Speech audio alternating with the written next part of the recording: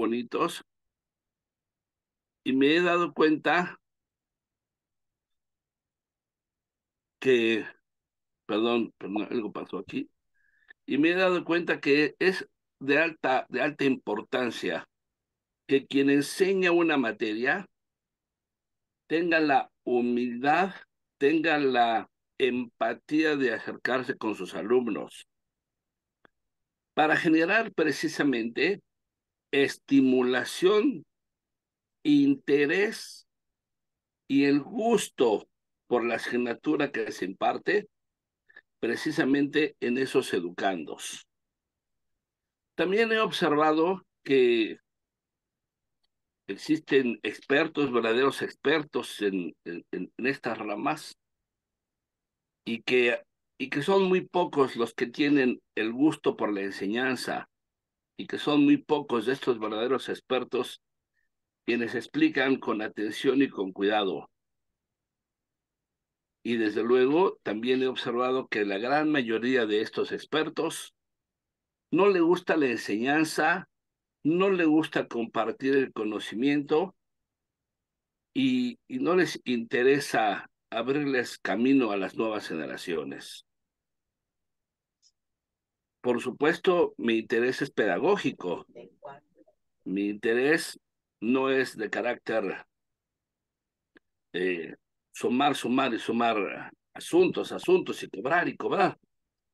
Por supuesto, el dinero es importante y los medios de subsistencia lo son, pero ¿cómo podemos hacer que los alumnos de nuevas generaciones o aquellos profesionistas que se han incorporado a la actividad del proceso penal puedan aprender estos asuntos si ya se encuentran quizá algunos en etapa de jubilación, otros desarrollando diversas actividades profesionales, otros desean tener el interés de aprender esta asignatura, pero no tienen la proximidad para acercarse a los reclusorios a donde se encuentran los asuntos? Hay quienes llevan asuntos de carácter familiar, hay quienes llevan asuntos de carácter civil, y la pregunta es, ¿cómo, cómo podemos acercar a estas personas que tienen interés en estas asignaturas? Pues ese es el motivo de mi plática del día de hoy. No es una plática para expertos, ni pretendo compartir con quienes tienen años en el dominio de esto, ni siquiera con quienes profesen magistraturas o judicaturas. No es mi deseo competir con nadie. Mi deseo únicamente es acercarme a aquellos quienes quieran aprender y que tengan dificultades para asimilar las instituciones del derecho procesal penal y desde luego del derecho penal. Son dos momentos diferentes, son dos circunstancias diferentes que vienen de la mano, el derecho penal y el derecho procesal penal. Yo les quiero compartir que cómo se da el aprendizaje inicial. Nuestra plática inicialmente el día de hoy va a tratar de cómo aprendemos, qué aprendemos y qué necesitamos aprender para entrar a un mundo competitivo, como lo es, por ejemplo, en el caso de muchos que nos ocupamos el día de hoy, transmitiendo desde nuestras instalaciones domiciliarias, quizá laborales, haciendo a un lado de la familia. Y ahora la tecnología es una herramienta fundamental para la comunicación en el proceso de enseñanza-aprendizaje. Espero no aburrir a aquellos compañeros o aquellos que me estén escuchando que ya son expertos y lamento decepcionarlos. Este no es un, Esto no es una plática para analizar jurisprudencias de resoluciones internacionales, eh, políticas gubernamentales. No, la charla de hoy tiene como finalidad acercarnos por medio del grupo de estudio Luna, acercar a aquellos que tengan dificultades para comprender las figuras procesales contenidas en el Código Nacional de Procedimientos Penales y hacer un campo más atractivo para que no les cueste trabajo accesar a estas instituciones reguladas en esta reglamentación. Así es que para aquellos que ya son expertos, por favor, ténganos paciencia, porque esta plática no va destinada para expertos, ¿eh? Va destinada para aquellos que quieran aprender literalmente desde cero. Bien sea que sean recién egresados de la carrera, de cualquier institución educativa que sea, no importa, pero recién egresados. También sea aquellos que estén estudiando o aquellos también que ya se estén desarrollando en otra actividad, pero que no hayan llevado asuntos en materia procedimental penal. Entonces, esta plática es para ellos. ¿Qué aprendemos? ¿Qué aprendemos? Bueno, vamos aprendiendo desde las vivencias, como dijera Aristóteles, de acuerdo a nuestros sentidos. Lo que vemos, lo que nos rodea, lo que escuchamos, ya sea, permítame un minuto, por favor. Lo aprendemos desde lo que vemos, quienes tenemos la fortuna de poseer la vista. Aprendemos desde lo que oímos, quienes tengamos la fortuna de tener nuestras facultades auditivas. Aprendemos tocando, desde luego, para aquellos quienes tenemos la posibilidad de tener manos, ¿verdad? Aristóteles nunca complementó estas segundas partes que yo estoy señalando. Él nada más dijo, aprendemos escuchando, viendo y, ¿por qué no, haciendo, ¿verdad? Pero estos accidentes que se van presentando en el ser humano, como la pérdida de manos, la pérdida de pies, la pérdida de la vista, bueno, ¿cómo aprendemos a subsistir? Entonces, aprendemos desde lo que nuestro cuerpo capta, desde nuestros sentimientos en el interior y también lo que vamos generando en el campo exterior, desde el punto de vista exógeno, lo que nos vamos conformando. Entonces vamos aprendiendo a ser y también vamos aprendiendo a hacer. Los que hemos estudiado una carrera en el sistema tradicional de la enseñanza del derecho, aprendimos a ser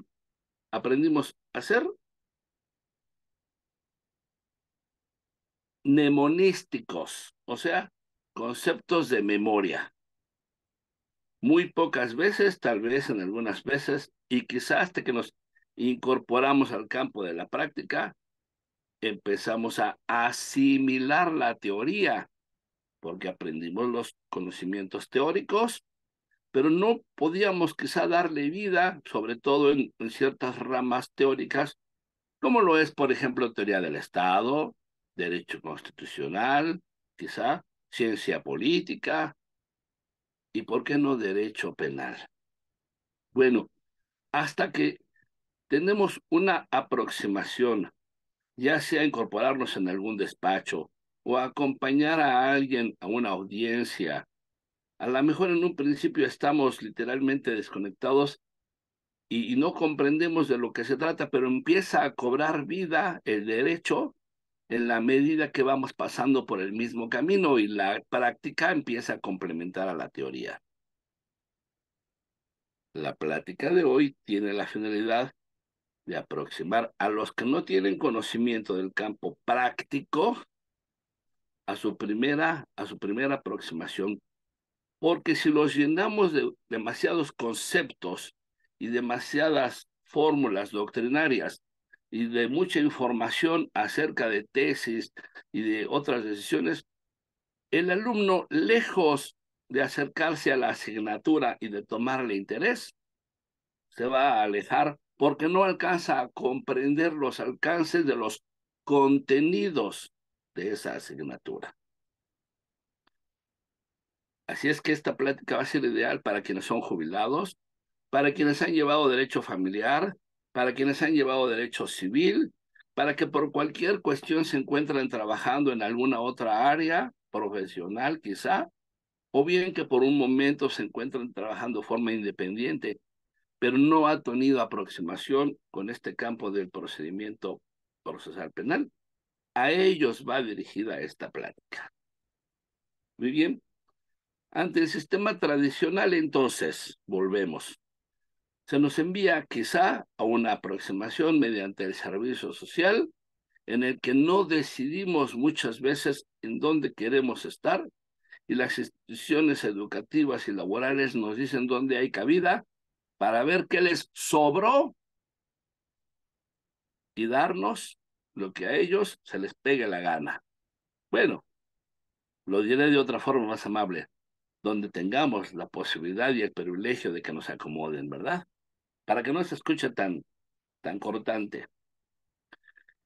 Y entonces nuestros ideales como estudiantes van tomando diferentes sentidos, porque algunos estudiamos derecho por alguna otra razón, pero la vida nos va llevando por otro lado, ¿verdad?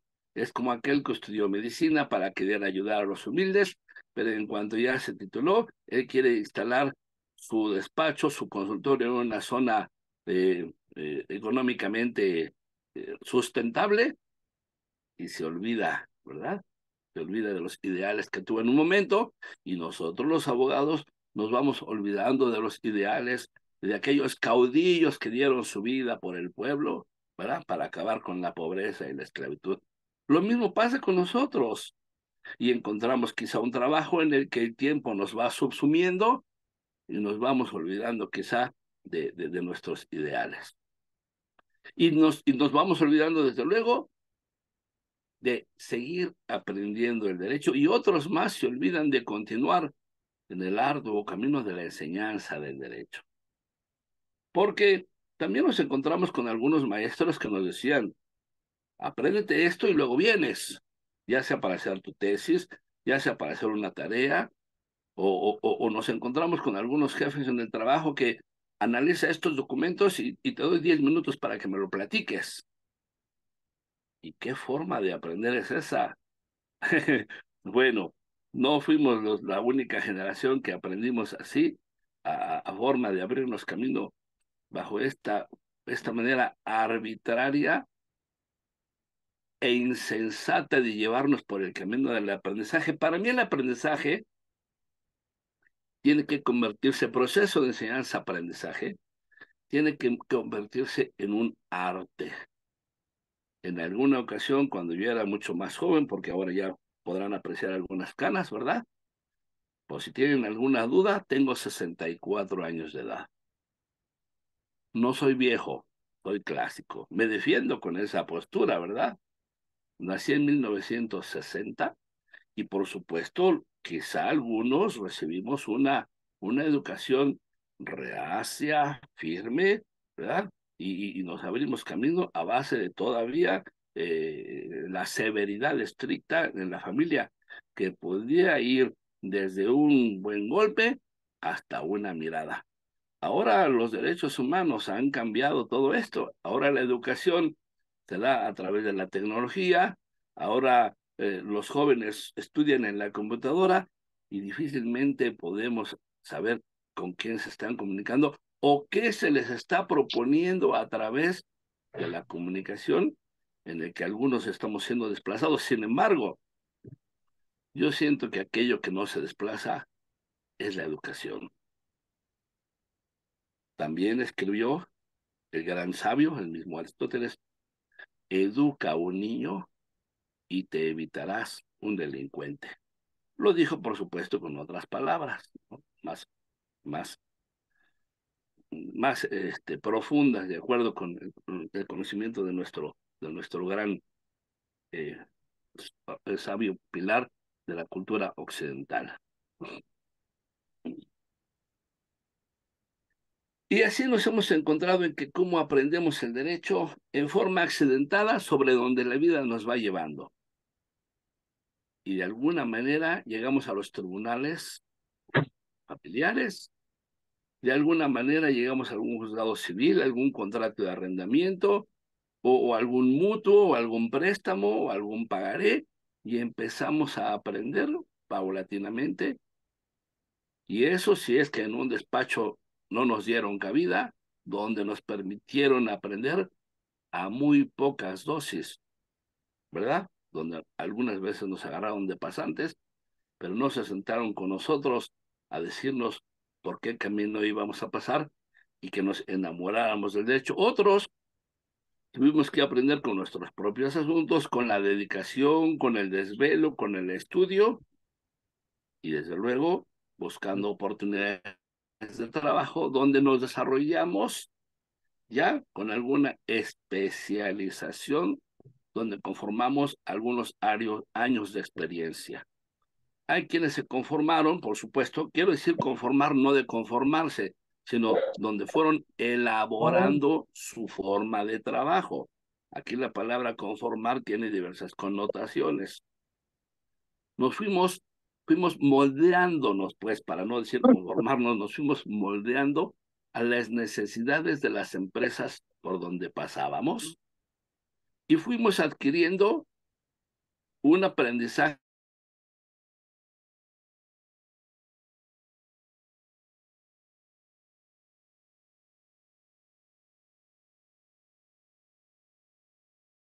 No lo escuchamos, doctor. Buenos días.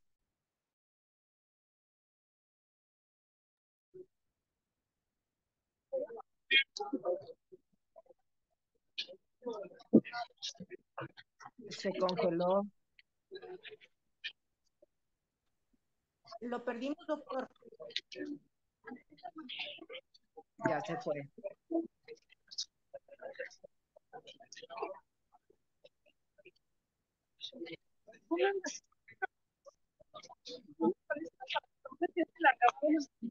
Ah, Muchachos, les encargo el sonido, por favor, el audio.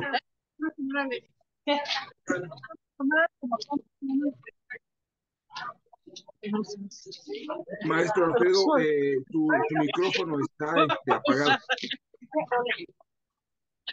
Está establecido Apaga que el micrófono, por favor. Listo, creo que ya. Muchas gracias, muy buenos días. Número 811, por favor, apague su micrófono. Listo, maestro Alfredo. Muy bien, muchas gracias. Muchas gracias. Entonces, ¿qué importancia estamos dando a la enseñanza? ¿Qué importancia estamos dando a la enseñanza? No basta con ser experto en determinada materia, sino tenemos que pensar en determinados elementos para hacer que los alumnos se muestren interesados en aprender esa circunstancia o ese momento. Si a un muchachito alguien le enseña carpintería, o le enseña mecánica, o le enseña un oficio, y lo hace de muy mala gana, y le grita, y no sé, ¿qué ganas va a tener ese muchacho de aprender ese arte u oficio? Si tenemos una relación de pareja no muy amable, ¿qué ganas van a tener de tener una pareja? Si estamos en un trabajo donde hay hostilidad y donde las relaciones no son llevaderas, tampoco va a haber interés. En la enseñanza debe haber este interés y esta preocupación para que los alumnos se sientan motivados. Una de las formas de perder esta motivación es que nuestros grandes expertos, nuestros grandes conocedores, a veces hablan tantos contenidos o a veces hablan tan rápido o utilizan un lenguaje técnico tan elevado que los alumnos no tienen ni siquiera la posibilidad, no de tomar nota, sino de comprender lo que el experto está platicando. La conversación que tenemos con nosotros el día de hoy consiste precisamente en que, gracias, saludos muy amables a todos, gracias, consiste en que el docente, por muy experto que sea, debe ser paciente, debe ser tolerante y debe ser empático con todos y cada uno de los personas, alumnos que están dispuestos y que vienen a aprender para que se les dé ese gusto. Hoy estamos por la forma electrónica, por supuesto, y ya tendremos la oportunidad para escuchar preguntas y formular tal vez alguna respuesta. Pero yo en lo tradicional soy de la enseñanza personalizada, en la que exista un acercamiento con cada uno de los alumnos, de las alumnas. Mire, aquí está Gabriela Mayde, está señalando que a ella le ha costado esto, trabajo con algún acercamiento, y tal vez no le pasa a ella, tal vez a mí me pasó, tal vez a otros, ¿no? Pero yo me he percatado que con las nuevas generaciones y con los nuevos prestadores del servicio social que recibimos en Defensoría Pública, en el reclusorio, quienes no, quienes no tienen podría enfocarse a las... Bueno, no alcancé a leer el mensaje. Vamos a ver ahorita todo esto. Quienes no tenemos la paciencia y la empatía para sensibilizarnos de las necesidades que cada uno de los alumnos tiene, va a ser muy difícil lograr estas metas de que los alumnos logren los objetivos. Por eso considero que debemos de tener un acercamiento personal con los alumnos, los que somos académicos. Primero, tratar de ganar su confianza, su empatía, su tranquilidad para que se sientan cómodos en un auditorio, en un espacio, que se sientan, como bien decían algunos educadores, como Jean Piaget, que se sientan como niños. ¿Por qué no llega el momento en que el niño lo que quiere es jugar? Por eso hay actividades lúdicas y también, desde luego, como está entre otros pensadores, Vygotsky, el constructivismo.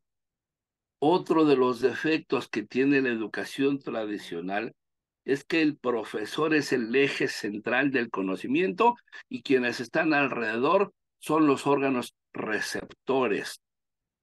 Las nuevas tendencias pedagógicas indican que el profesor debe de ser solamente una guía.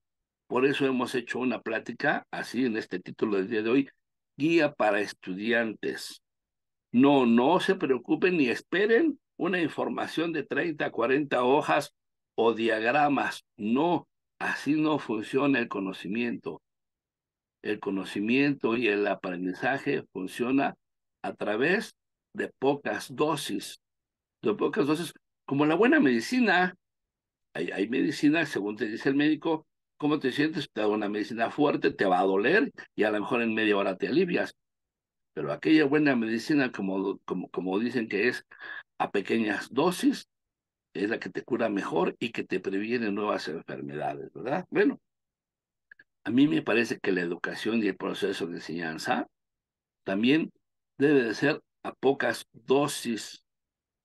¿Para qué? Para que surta su efecto el conocimiento a través de la estimulación, a través del interés y desde luego, pues a través del reconocimiento del esfuerzo que van haciendo cada uno de los alumnos cuando llegamos a la etapa constructivista. No es nada más dar datos y datos y datos y datos. Ese no es el motivo de la enseñanza. El motivo de la enseñanza y del aprendizaje es transmitir un conocimiento, interactuarlo con los alumnos, repasarlo, por supuesto, almacenarlo, recapacitarlo y reinventarlo. En eso consisten las técnicas de enseñanza-aprendizaje, pero sobre todo dadas a través de una continuidad. Hoy aprendemos, por ejemplo, la tecnología, datos y datos y datos que nos llegan por las redes sociales, pero no llevamos una continuidad, algún evento, algún accidente, y no sabemos lo que pasó antes y no sabemos lo que pasó después, porque hoy las redes sociales se han vuelto en una ventana, en aquella gran ventana de chisme en la que queremos saber todo, pero no sabemos ni lo que pasó antes ni lo que pasó después.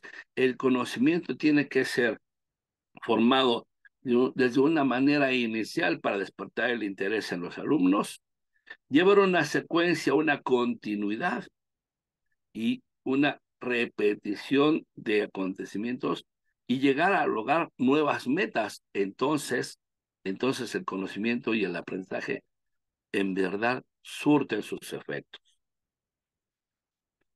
¿De qué sirve entonces tener una información de datos si aquellos alumnos no alcanzan a asimilar qué va a pasar tras una gran ponencia que impartió un magistrado, un director general, un secretario de la Organización de las Naciones Unidas, que muchas veces no alcanzamos a comprender esto?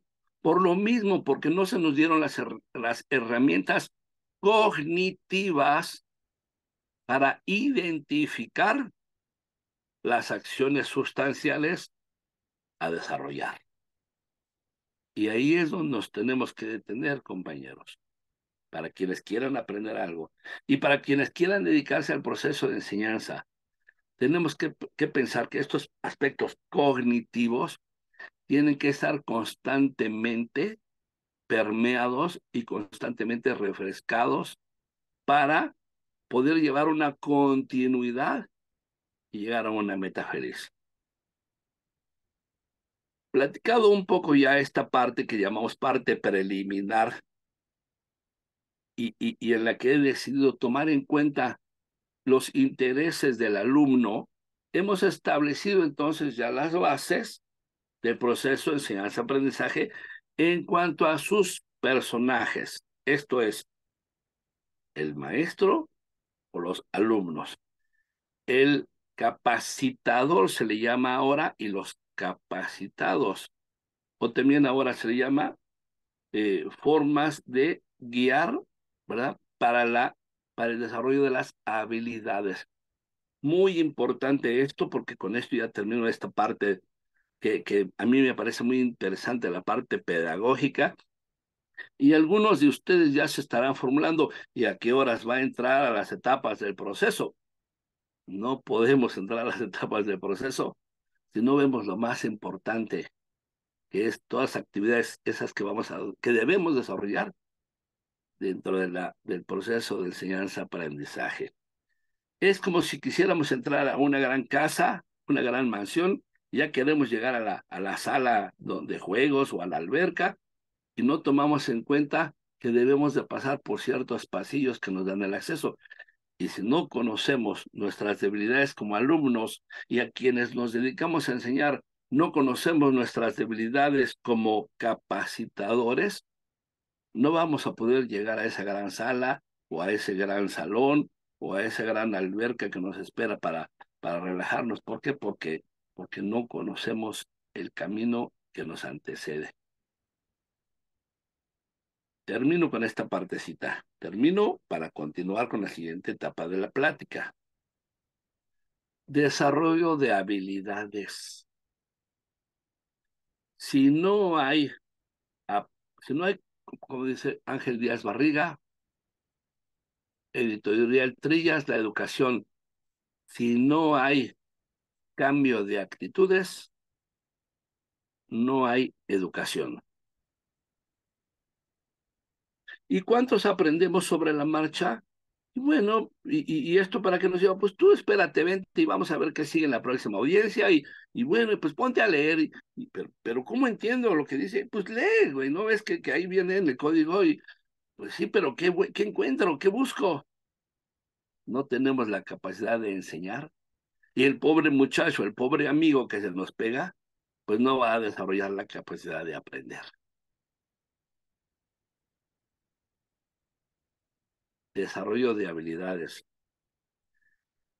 Los problemas de la enseñanza tradicional es que le hemos dado o hemos recibido el conocimiento ya elaborado Y entonces, quienes hemos ido a ese abrevadero, ya recibimos el material elaborado y lo digerimos quizá como aquellas pequeñas avecillas que reciben el alimento de sus madres aves para procesar en un plan de subsistencia fundamental.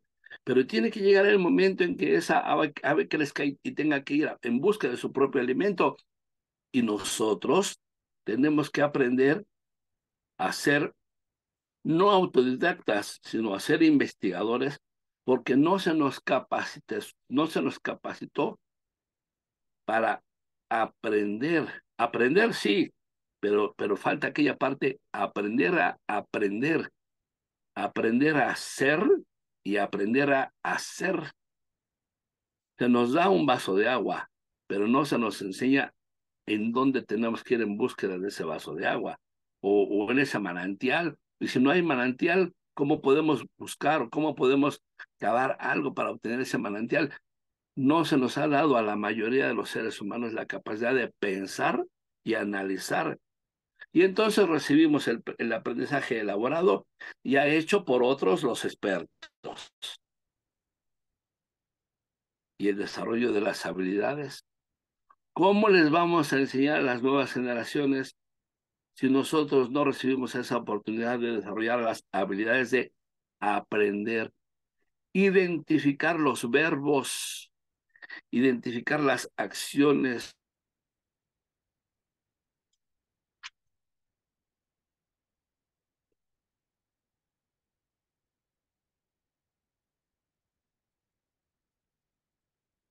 Y no tanta información que nos genera. ¿Tenemos buena imagen? ¿Sí nos escuchan? Sí. Sí, gracias. Sí, doctor. Y no tanta imagen y no tantos datos que lejos de enseñarnos y motivarnos, nos hace perdernos en un mundo de información. Una vez planteadas las bases, ¿verdad?, del estímulo y las bases de la empatía y las bases de la enseñanza básica, entonces una de las grandes preguntas que nos hacemos es, yo como jubilado, ¿qué puedo hacer para aprender el procedimiento penal o asuntos penales que nunca he llevado? Yo como abogado que he llevado puros asuntos del orden familiar o civil, ¿qué hago para aprender esto que me llama la atención, que siempre quiero? Yo que trabajo en tal empresa o en tal institución, quiero aprender esto. Pues precisamente a ellos va dirigida esta plática. Entonces, ya nos conoceremos tal vez personalmente. Ahora vamos a pedirles de favor que de acuerdo con el constructivismo que señaló aquel autor Witkowski, tengan la amabilidad de ir, por favor, quienes estén en casita, se toma 30, 40 segundos en lo que yo platico, vayan por unas hojitas, 3, 4 hojitas, para empezar una sola hoja, tamaño carta, oficio, y si es posible, vayan por unos colores que vamos a desarrollar una actividad que se denomina línea de tiempo. Pero yo se las puedo dar elaborada aquí y ya hecha, pero lo importante es que ustedes también ya la desarrollen en casa y empiecen a trabajar con estos contenidos. Quienes ya tengan por ahí una hojita tamaño carta o oficio, pongan su hoja en forma transversal y de punta a punta de la hoja, bueno, tracen una línea y pónganle la denominación línea de tiempo. Vamos a empezar desde abajo para que no se nos olviden las partes fundamentales del procedimiento penal y vamos a irlos comparando con otros aspectos. Es muy fácil, claro, la idea del docente es hacer fácil lo que parece difícil. Quienes ya tengan su hoja por allí a un lado, o quienes prefieran hacerlo en orden de arriba hacia abajo, también lo pueden hacer sin ningún problema. Lo importante es que tomen nota. Todo esto que vamos a platicar está en el código. No vamos a leer artículos, no vamos a mencionar numerales, Solamente vamos a identificar las etapas fundamentales, que son las siguientes, quienes ya tengan por ahí una pluma o un lápiz.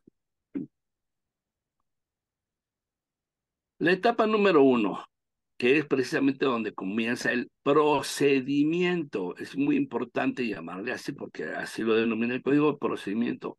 Y comienza con la denuncia o querella. La delatio en el derecho latín, ¿verdad? No diríamos en el derecho romano, porque auténticamente los latinos vienen de Europa, de allá de esas cunas. Pero bueno, delatio, delatar, acusar, informar, hacer del conocimiento de. Ahora, esto se traduce a una denuncia. Informar a la autoridad lo que sucedió de algún acontecimiento, en este caso de alguna conducta, que probablemente tiene aspecto de contenido criminal, ¿verdad? Señor policía, allá le están pegando a un niño. Señor policía, allá acaban de chocar y parece que hay sangrados. Vaya y a ver qué puede hacer por ayudar, ¿no? Bueno, vamos a pensar que pueda ayudar llamando a las autoridades antes de que se le desaparezcan sus carteras y sus celulares, ¿verdad? Pero esa es otra historia, ¿no? Vamos a pensar que la historia, que las autoridades son de buena fe y que se acercan a ayudar a las personas. Bueno, entonces, delatar, denunciar, es la etapa número 1. Allí inicia el procedimiento y ahí es donde se lleva a cabo una serie de investigaciones ante el Ministerio Público, que es la autoridad quien tiene el monopolio de llevar a cabo el ejercicio de estas investigaciones, de acuerdo con lo señalado en el artículo 21 constitucional, que no vamos a entrar a profundizar, pero ahí está nada más de referencia para cuando después tengan un poquito de detenimiento. Bueno. Esta etapa, un número 1, aquí se llevan a cabo las acciones, las investigaciones y se dijera en un término coloquial, las diligencias para acreditar, ¿verdad?, si existieron esos elementos del delito. Por ejemplo, si se trata de violencia familiar, pues acreditar desde luego el entroncamiento que existe entre los sujetos activos y pasivos para ver precisamente si este factor incide. Si se trata de una cuestión económica o fraudulenta o un depósito de dinero en diversas cuentas bancarias, pues ver qué tipo de conducta sucede. Si se trata de lesiones o de golpes, se van a llevar a cabo estas diligencias, revisiones médicas, las entrevistas pertinentes, la información de los policías iniciales, y todo esto se desarrolla en la etapa número 1, que pueden ser muchas diligencias de acuerdo a la característica natural de cada tipo delictivo, a lo cual ya no profundizaremos. Ahora, vamos a la etapa número 2. Etapa número 2.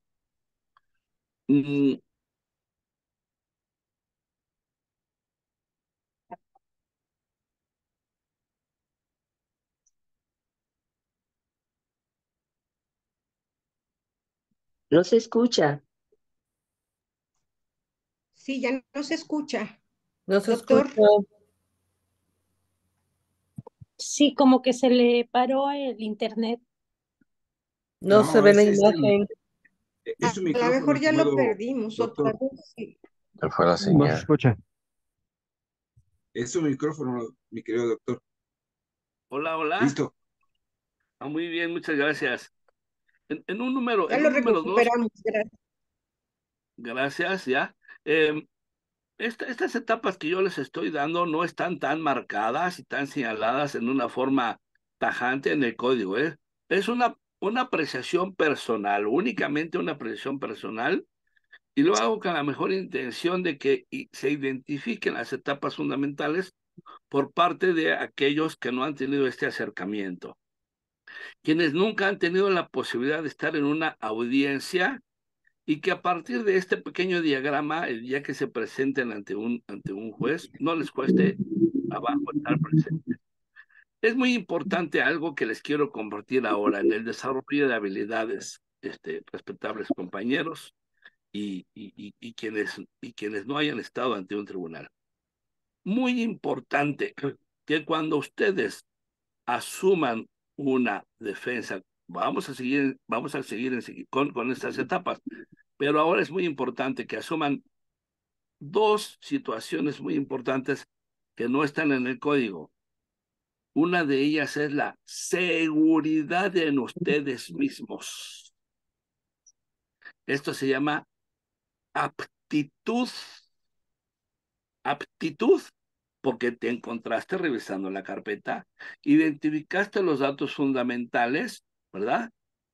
Y te encuentras apto para una defensa si identificas las etapas fundamentales. ¿Cuántas veces hemos visto a través de algunas audiencias en YouTube que el juez dice, esta defensa no se encuentra apta para llevar a cabo su trabajo, ¿verdad? ¿Y cuántas veces nos ha pasado en la vida real que el juez le pide al abogado particular que se retire y manda a llamar a un defensor público, o bien entre defensores particulares, pues se van acompañando para que otro tome la expertise del caso, como sucede con los agentes del Ministerio Público, cuando llegan 2 o 3 agentes del Ministerio Público a la sala de audiencias, porque uno va empezando y el otro lo va enseñando. Igual sucede así con defensores particulares o públicos. Desde luego, cabe señalar que es importante llegar con seguridad. Seguridad de lo que leíste, de lo que revisaste, y tener actitud de que te vas a presentar en una forma segura, seria, respetuosa. ¿Por qué? Porque estar ante un tribunal donde viene un micrófono, por supuesto que impone. Impone y te da miedo, y muchas veces temblamos, ¿verdad? A pesar de la experiencia. Relajarnos, seguridad, tranquilidad, y presentarnos con el nombre y con tu número de cédula profesional. Y dejar que la secuela del procedimiento continúe para que te lleve de la mano, pero debes de estudiar para que llegues no solo con actitud, sino también con aptitud.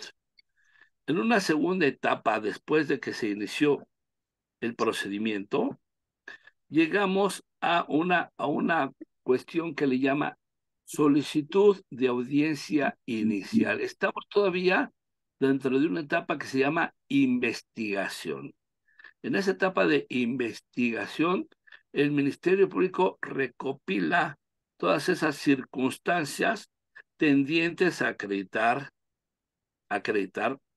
el delito, acreditar la culpabilidad y acreditar desde luego la responsabilidad y la punibilidad, porque pudiera ser que una persona no sea imputable y entonces tuviera que generar otra serie de acciones. Sin embargo, tiene que hacer las diligencias necesarias para saber si esa persona es imputable o inimputable. No obstante, llevar a cabo su solicitud de audiencia inicial. Y nos encontramos todavía dentro de la etapa de investigación. Esta etapa de investigación se prolonga más allá de la audiencia inicial, que no puede exceder de 6 meses. Bueno, sí puede exceder si hubiera ahí alguna prórroga circunstancial y autorizada por el juez. Pero vamos a hablar fundamentalmente de un plazo de 6 meses.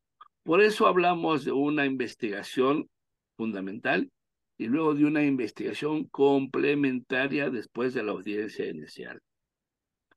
Me voy a detener, espero que tengan su hojita ahí y su pluma donde anoten. ¿Por qué? Porque si anotamos, la memoria nos ayuda un poquito más, y estos temas los podemos ir comparando con el código, los comparamos con algunas audiencias de YouTube y los comparamos con las preguntas y respuestas que vendrán en unos minutos. Esta audiencia inicial posee fundamentalmente, desde mi punto de vista, cuatro etapas, ¿verdad? La primera de estas etapas se denomina calificación de legalidad en la detención. Ahorita continúa. La segunda etapa se llama solicitud de vinculación a proceso. La tercera etapa se denomina solicitud de imposición de medidas cautelares. Y la cuarta etapa se denomina solicitud para el cierre de plazo de investigación complementaria. Ahora, por eso estoy hablando que en un primer momento se hizo una investigación y en un segundo momento funciona una investigación complementaria que inicialmente puede dar a 6 meses. Voy a detenerme aquí un momentito en esta audiencia inicial para darles una pequeña plática así breve, con los elementos más fundamentales de cada uno de estos 4 puntos. Tomamos en cuenta que esta solicitud de audiencia inicial la formula el Ministerio Público, pues es el interesado en formular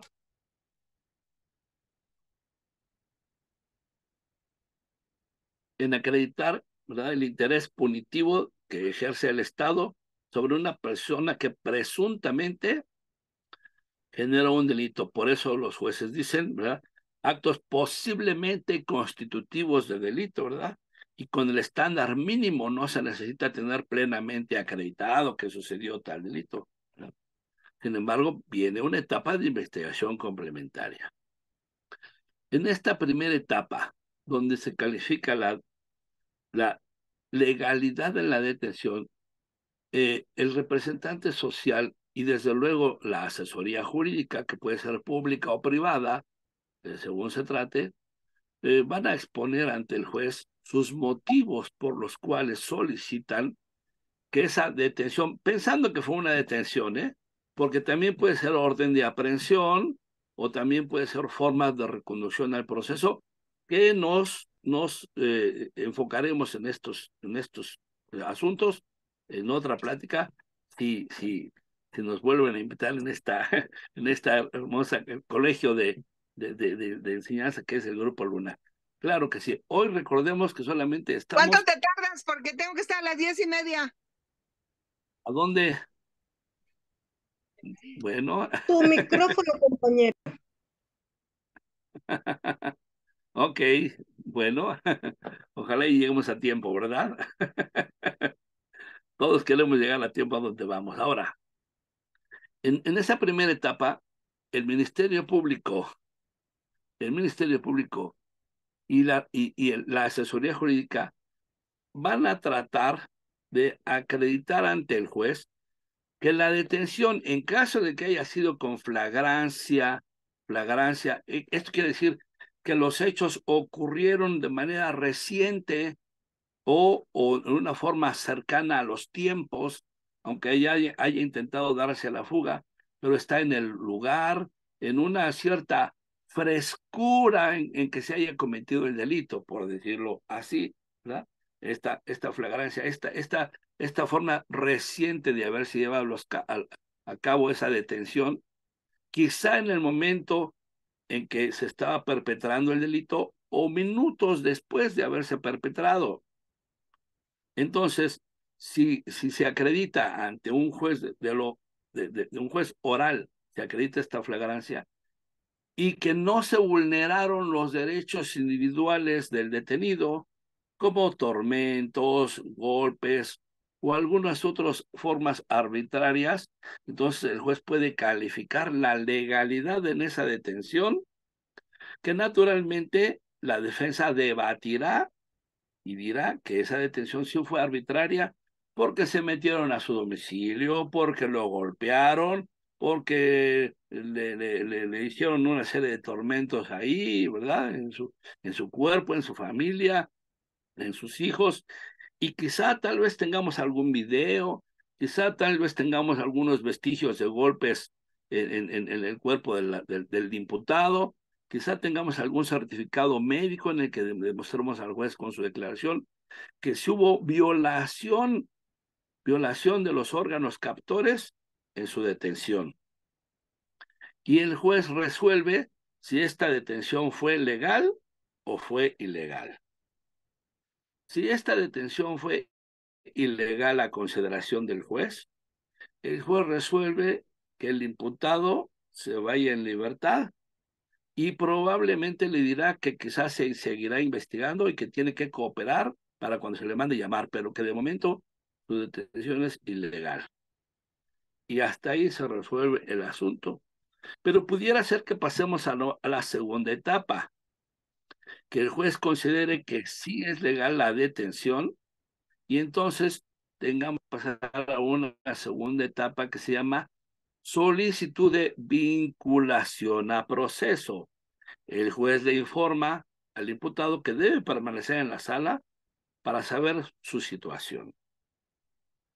Y entonces vuelve a hacer uso de la palabra del Ministerio Público y mediante este uso de la palabra le dice cuáles son los medios de prueba y los hechos que incurrió y que son considerados delitos, ya sea acciones u omisiones, en diversos órganos punitivos. Pueden ser federales o pueden ser locales, o pueden ser normas especiales, también llamadas normas generales. Entonces, si se acreditan estos acontecimientos, entonces el Ministerio Público va a solicitar que esa persona quede sujeto a disposición del juez para que se le lleve un proceso penal. Esto se llama vinculación a proceso. La defensa debatirá que desde su punto de vista esa persona no participó, no se le acreditó la responsabilidad, no tuvo la capacidad de hacerlo tal vez, y entonces el asunto probablemente genere otra vertiente, o quizás se le confundió porque nada más se le acreditaron con las ropas, fue capturado 10 minutos después del evento, ¿verdad? Y el juez resolverá si se le vincula o no a proceso a esa persona, si se tiene la noción que esa persona, porque después se le reconoció, aunque hayan llegado los policías y los afectados unos minutos después, y lo reconoció plenamente, entonces no va a quedar duda de que esta persona va a quedar vinculada a proceso. Si por algo para el juez se estima que la víctima dudó o la víctima no se presentó o no hay un señalamiento o hay un absurdo en la acusación, el juez resolverá la no vinculación. Voy a hablarles de un absurdo brevemente. El acusado con su mano derecha sustrajo de la bolsa del pantalón de la víctima la cantidad de 100 pesos, ¿no? O en su mano.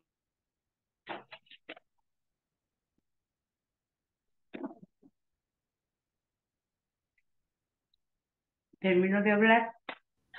Ya no lo oímos, licenciado. No lo vemos.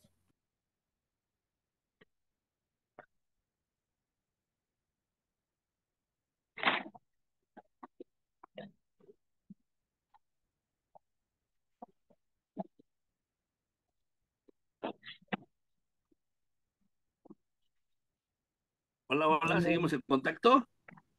Ya lo escuchamos. Ya le Bueno, escuchamos, maestro. parece que estamos en contacto, ¿verdad? Sí, maestro, muchas gracias. ¿Continuó? Sí, ya, gracias. Bueno, vamos a Es que el tema seguir. desde el inicio. Todas las Y etapas está para bien, el ¿no? supuesto de que esta persona no quede. ¿Vamos bien? Retomamos, ¿verdad?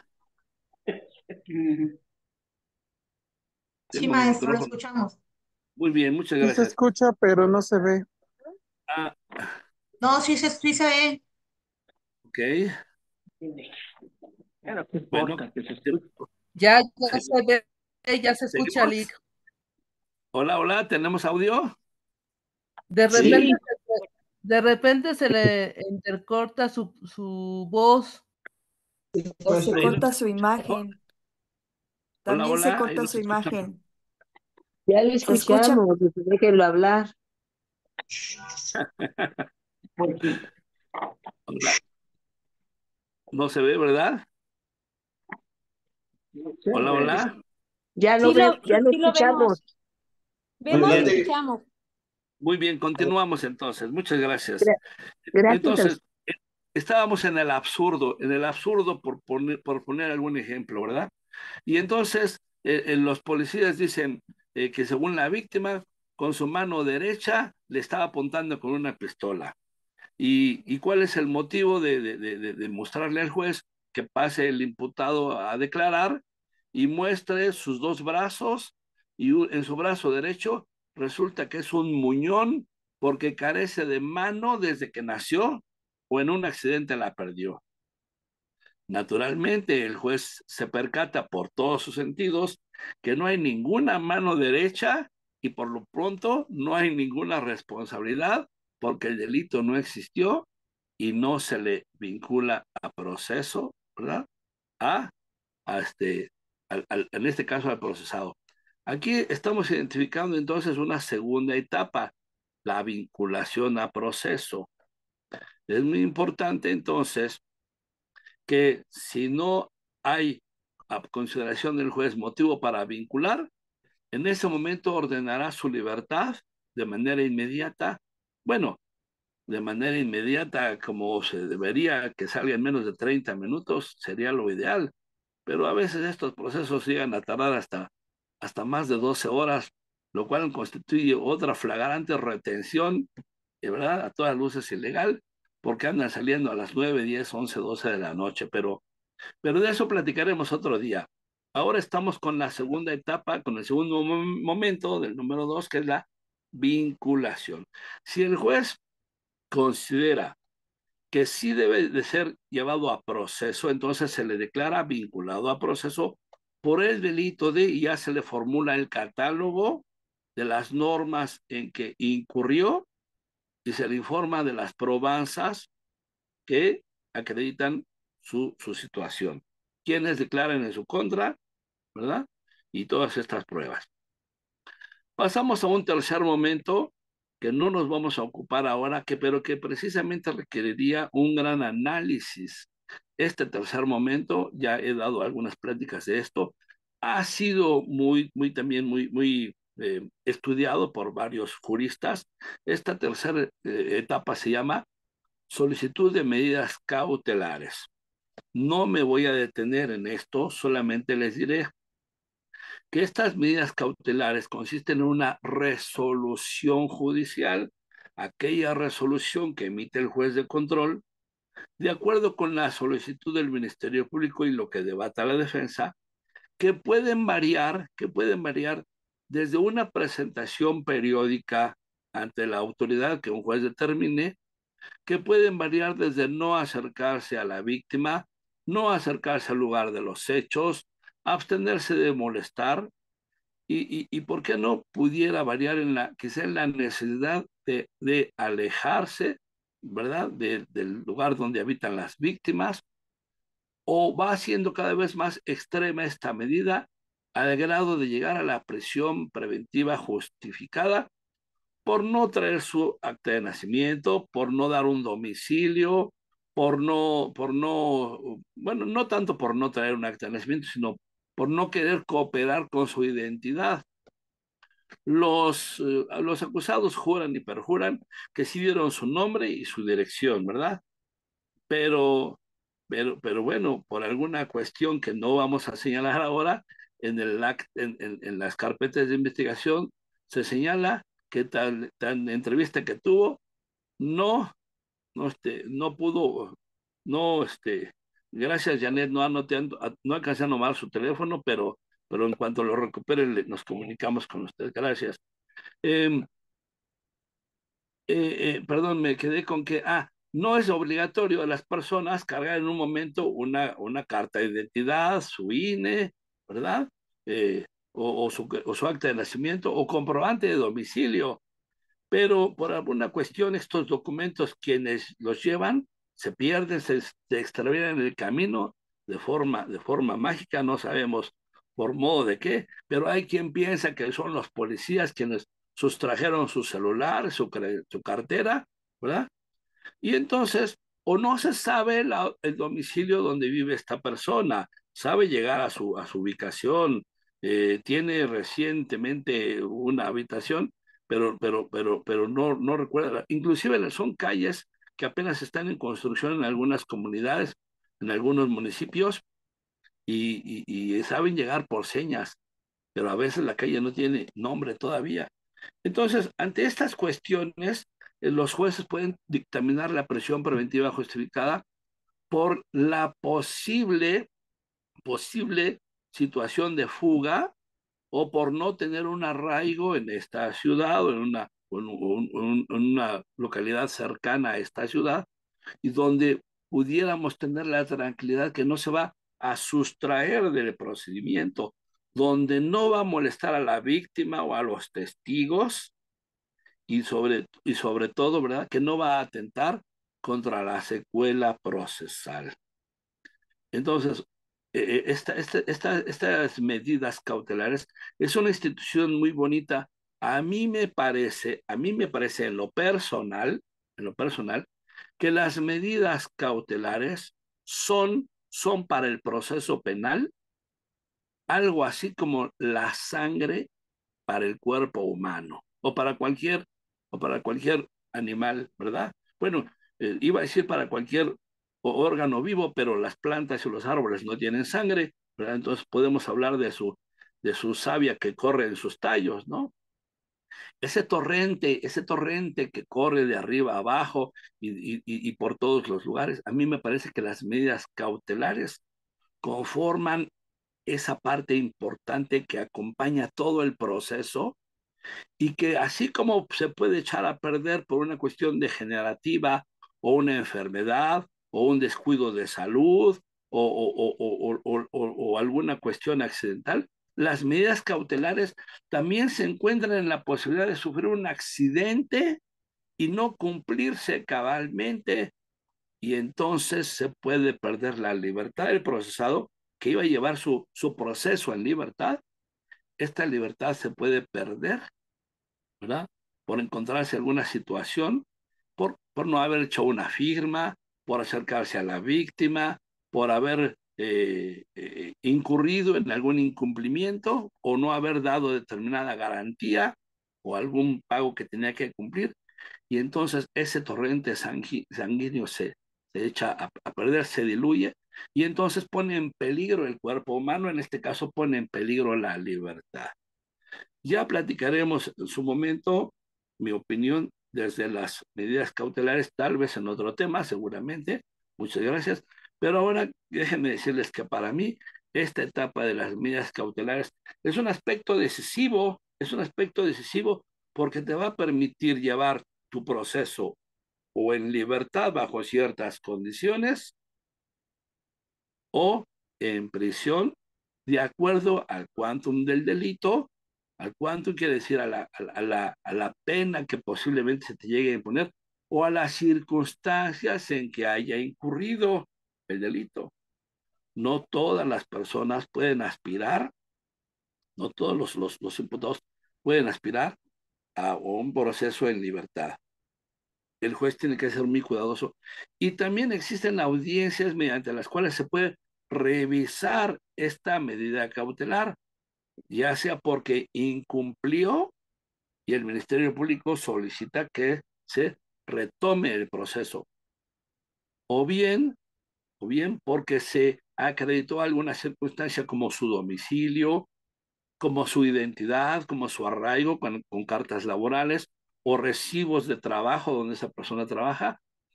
Y entonces, al tener ese arraigo en esta ciudad, entonces el juez puede tener la tranquilidad, por lo menos a una presunción a favor del imputado, que no se va a dar a la fuga en una forma tan fácil, porque tiene un trabajo estable y permanente. Entonces, de las medidas cautelares nos ocuparemos otro día, pero estamos en el tercer punto de la segunda etapa todavía. Y ahora vamos al cuarto punto de la misma segunda etapa, si quienes estén tomando ahí en su hojita este dato.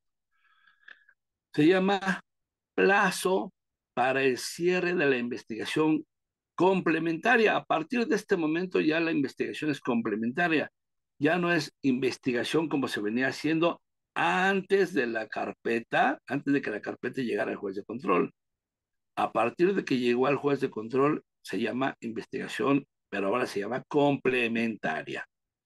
Ese plazo puede llegar en una forma ideal a 6 meses y en algunos casos especiales puede solicitarse, ¿verdad?, su ampliación.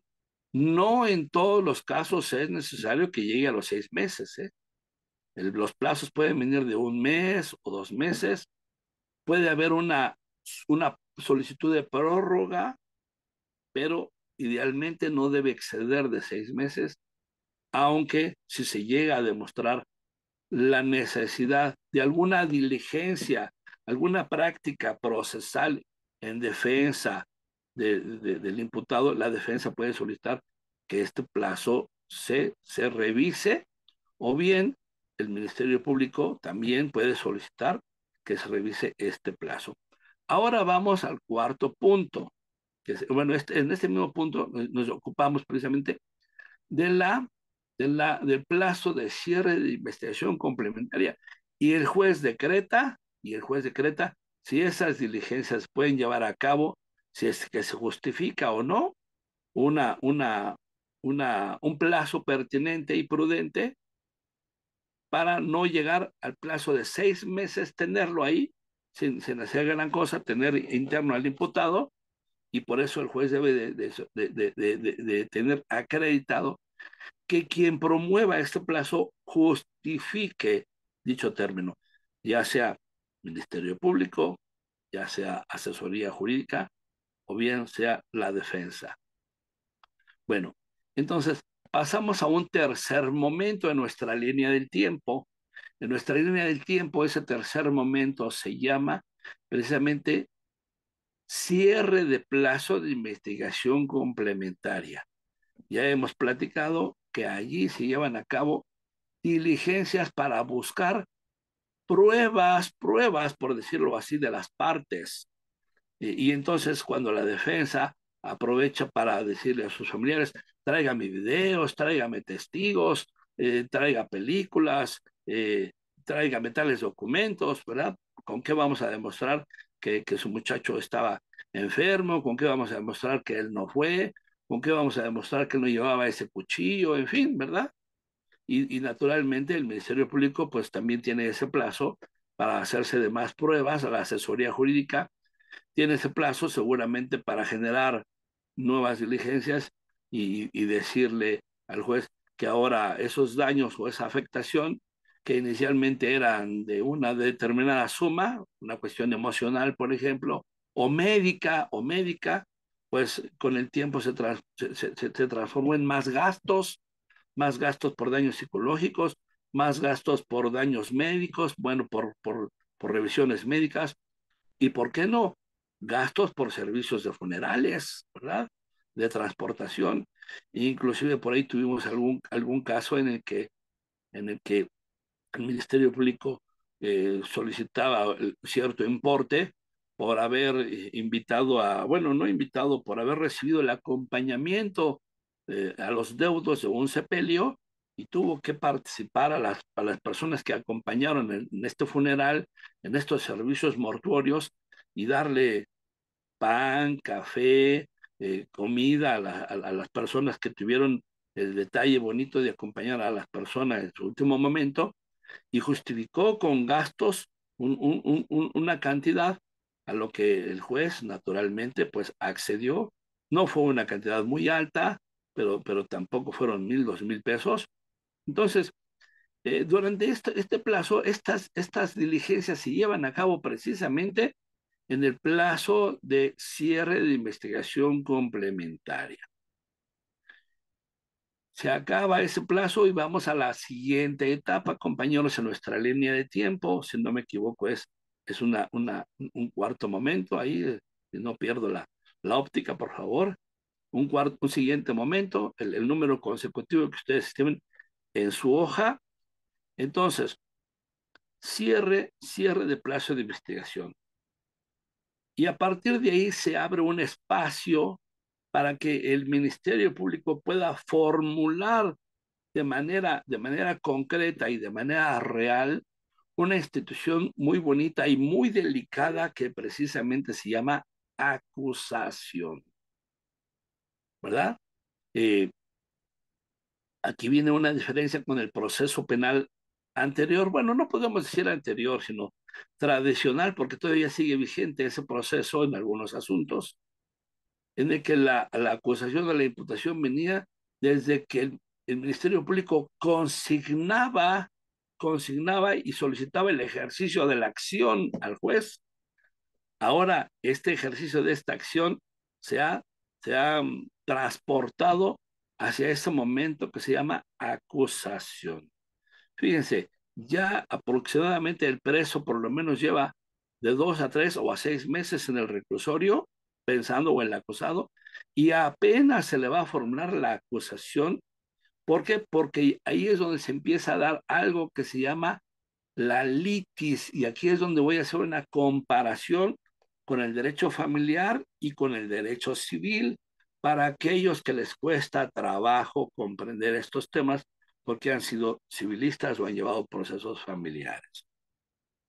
Fíjense, aquí va a comenzar apenas el proceso. El procedimiento ya comenzó desde la denuncia o querella, pero apenas va a comenzar el proceso y comienza con la acusación.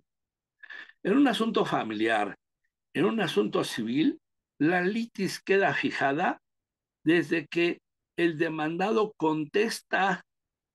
Sin embargo, pudiera haber reconvención, esto es contrademanda.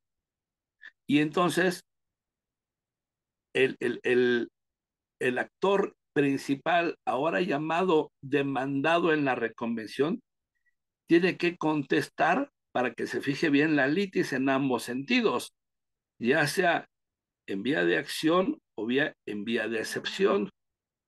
Pero en cuanto las dos cuestiones estén bien planteadas, el juez ya determina que la litis está sobrepuesta en la mesa del tribunal. Ya una persona demandó alimentos y el demandado contestó. Entonces el juez escuchó a las dos partes y ya está en la litis. Ya una persona reclamó un juicio de arrendamiento, reclamó una devolución del dinero, lo que sea pertinente a la desocupación, y el demandado ya contestó. A partir de ese momento de la contestación, el juez ya está en aptitud de escuchar a ambas partes. Aquí se conformó ya la litis, compañeros civilistas y quienes llevan asuntos del orden familiar. Pues ahora vamos a transportarlo al campo de lo procesal penal. Se necesita la contestación de la defensa porque el Ministerio Público formula su acusación. Y también interviene, desde luego, asesoría jurídica, quien representa los intereses de las víctimas, ¿verdad? Qué bueno que quitaron, que en la figura del asesor jurídico aparece en el nuevo código, porque se le quitó el papel de esta dualidad que tenía el Ministerio Público, bueno, los agentes del Ministerio Público, que podían manejar las cosas bajo ciertas eh, maneras que pudiera ver que las personas se vieran menos afectadas posibles. Me refiero a cuando hay un asunto en el que conocía el mismo agente del Ministerio Público desde que sucedió un hecho delictivo. Y él buscaba la forma de mediar que todos salieran equilibrados. Él tenía esa posibilidad, ¿verdad? De poder mediar para que el asunto no se complicara. Ahora con la figura del asesor jurídico, se pone una limitación al Ministerio Público para que él no intervenga en los intereses de las víctimas. El Ministerio Público solamente va a tener el interés de que se castigue el delito y se prevenga, por supuesto, y se imponga la pena pertinente, ¿verdad? Se imponga la pena. Y la asesoría jurídica tiene como finalidad representar los intereses de la víctima y que se le repongan todos sus gastos, toda su situación psicológica, médica y, ¿por qué no, patrimonial que haya sido afectado? Esa es la intervención de la asesoría jurídica. Entonces, interponen su coadyuvancia, la asesoría jurídica, y desde luego la defensa formula su contestación, que es el siguiente momento en nuestra línea de tiempo.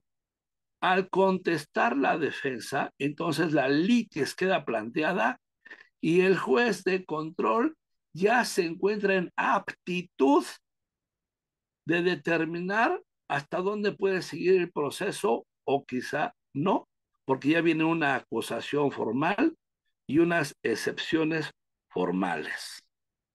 Sin embargo, todo lo que decretó con anterioridad fue en forma preventiva,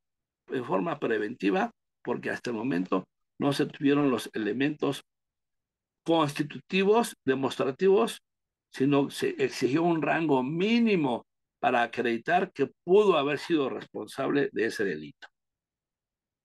Entonces, una vez que ya están planteadas las acusaciones y las contestaciones, entonces ya se planteó la litis. Ahora sí viene una audiencia formal. La primera audiencia formal, ¿verdad? Que en este caso se denomina, en materia procesal, se llama audiencia intermedia.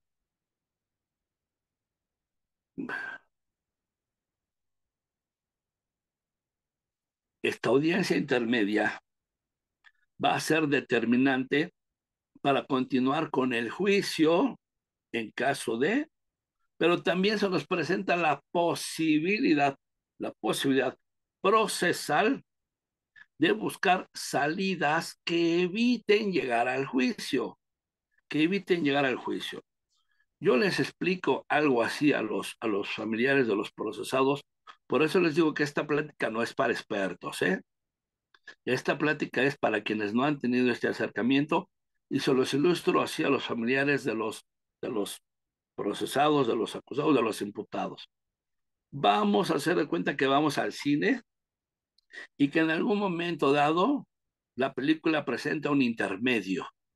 ¿Y ese intermedio para qué es? ¿En qué lo usamos?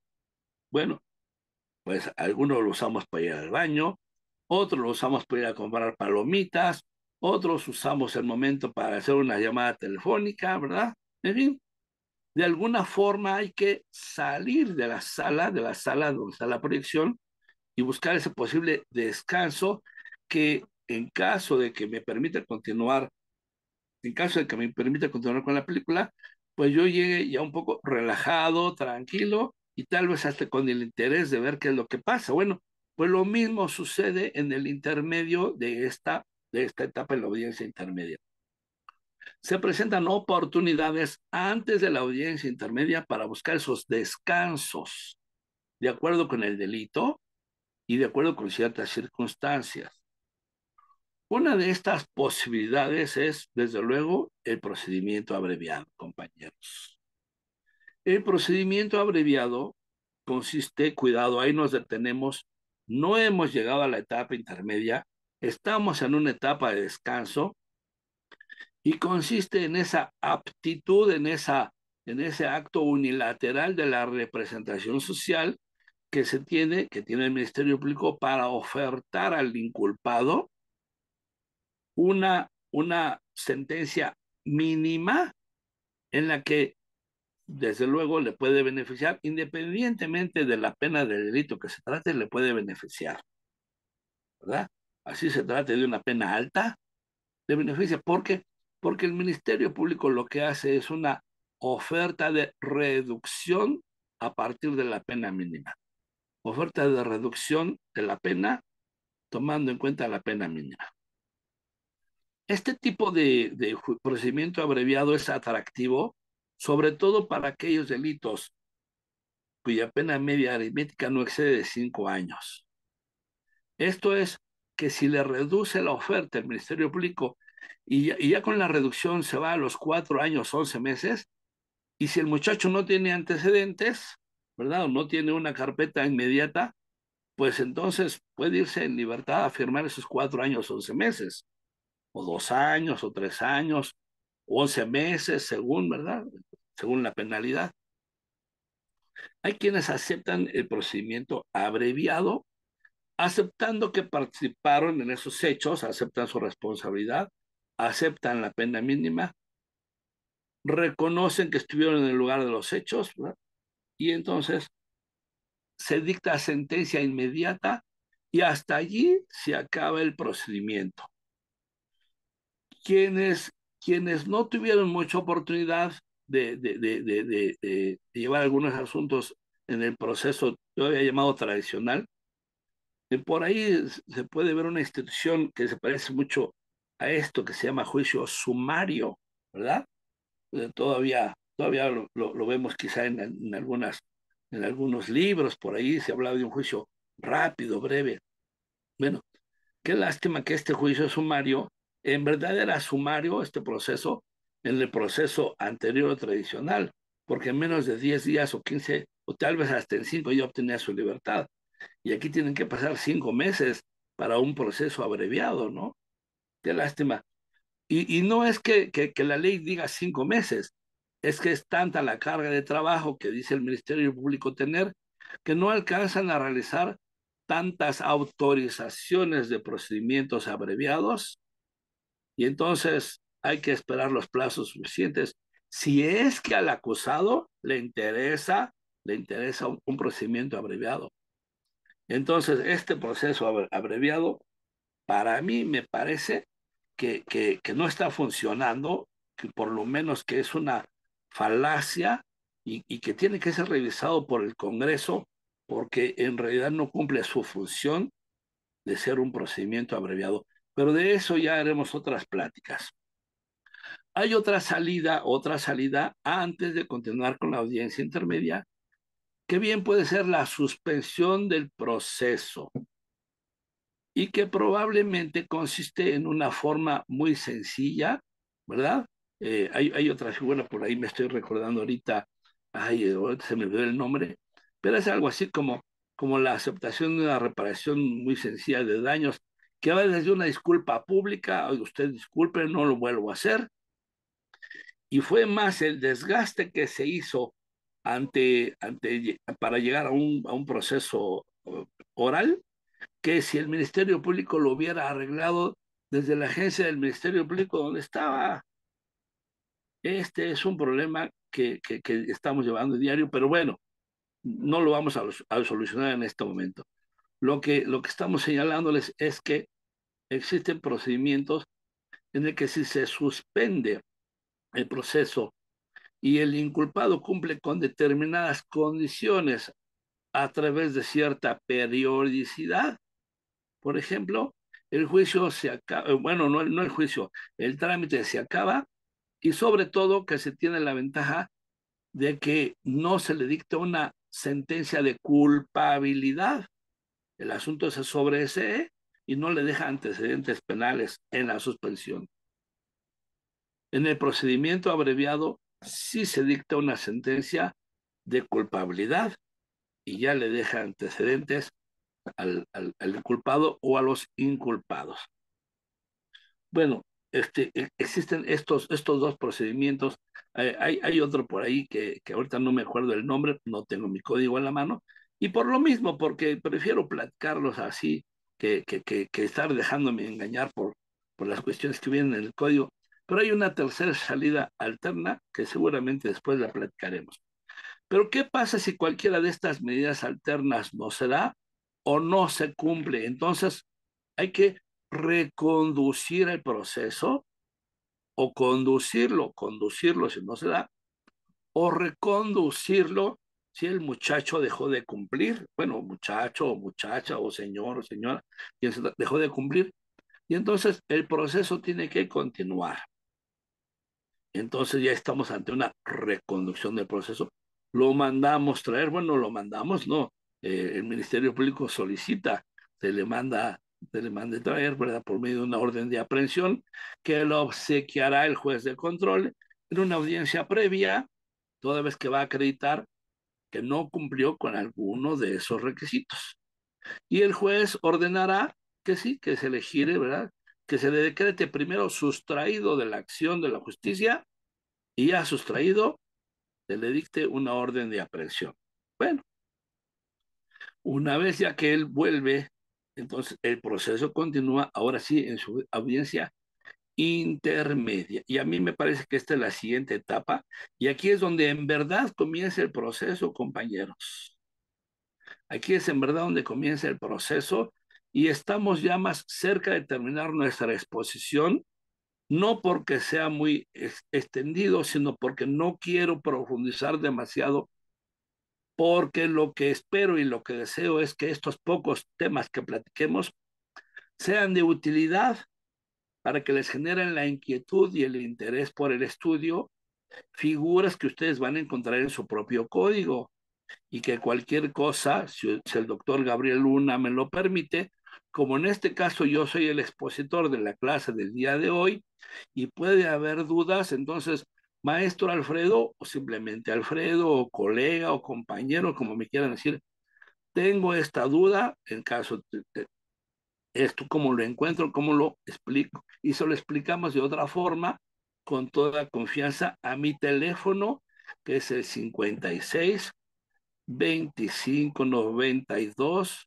46 88, mi número de celular, que le pido al doctor Luna gentilmente tenga la amabilidad de difundir entre quienes tengan dudas, si es posible por WhatsApp, porque a veces por el trabajo no puedo contestar de cierta hora las llamadas, por ejemplo, de 8:30 a 3, 4 de la tarde, no puedo contestar por el número de actividades que tenemos, pero sí les contestamos su WhatsApp y trataremos de contestarles no en una forma técnica ni profunda, sino en una forma sencilla y, si es posible, didáctica.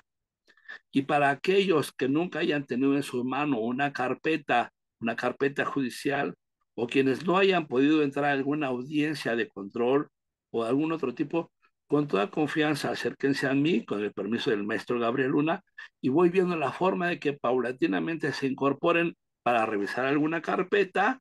Yo les asignaré algunas actividades para que la hagan desde casa, desde su trabajo, y eventualmente en alguna audiencia para que ya tengan esa cercanía, ese verdadero saber, ese campo práctico, esa aproximación donde en verdad se aprende. ¿Lo puede Y avanzo con la audiencia intermedia, ya para continuar con nuestro tema que estamos a punto de terminar. A mí me parece que la audiencia intermedia es la parte más técnica, la parte más importante del proceso. Pues claro, ya no hablo del procedimiento, ahora hablo del proceso, donde se genera una serie de situaciones que van desde el hecho, quién lo acusa, por qué lo acusan, por qué delitos, cómo fue la situación, quién es el Ministerio Público que lo acusa, quién es la asesoría jurídica, quién va a ser su defensa, qué pruebas se admitieron, qué pruebas se desecharon. Es una audiencia muy interesante, es muy técnica, es muy delicada, porque inclusive muchas cosas, muchas pruebas que pudieron haberse generado desde un principio pueden quedar fuera entre las partes y buscar un juicio más, en verdad, breve y no complicarse en una etapa de juicio posterior con el análisis de tantos documentos, tantas fotografías, tantos dictámenes periciales, que lo único que van a hacer es desgastar el proceso y hacerlo largo, sino que hasta se tiene inclusive la posibilidad de que se tengan documentos reconocidos o que se tengan pruebas reconocidas y que ya no sean motivos de debate. Lo voy a comparar ahora con los asuntos familiares y civiles, brevemente porque a ellos, a ustedes está hecha esta plática. Imaginemos pues que estamos ante un juicio, por ejemplo, de divorcio. A ver, vamos a un de divorcio y en el que decimos que de esa unión matrimonial, ¿verdad? primero, para que divorciarme, tengo que acreditar que fui casado con un acta de matrimonio y que de esa acta procreamos 7 hijos. Pues necesito acreditar el acta de nacimiento. Si nos vamos a ir a juicio, ¿tiene caso que estudiemos el origen fidedigno y real de todos y cada uno de esos documentos del registro civil?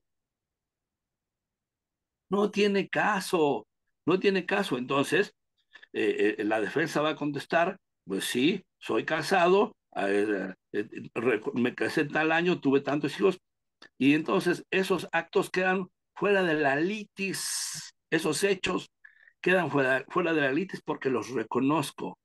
Entonces, al quedar fuera de la litis, quiere decir que a la hora de subirme a juicio, ya no me voy a pelear por esas circunstancias porque lo estoy reconociendo. Bueno, lo mismo va a pasar en un contrato de arrendamiento. ¿Reconoce usted que firmó un contrato de arrendamiento? Sí, lo reconozco.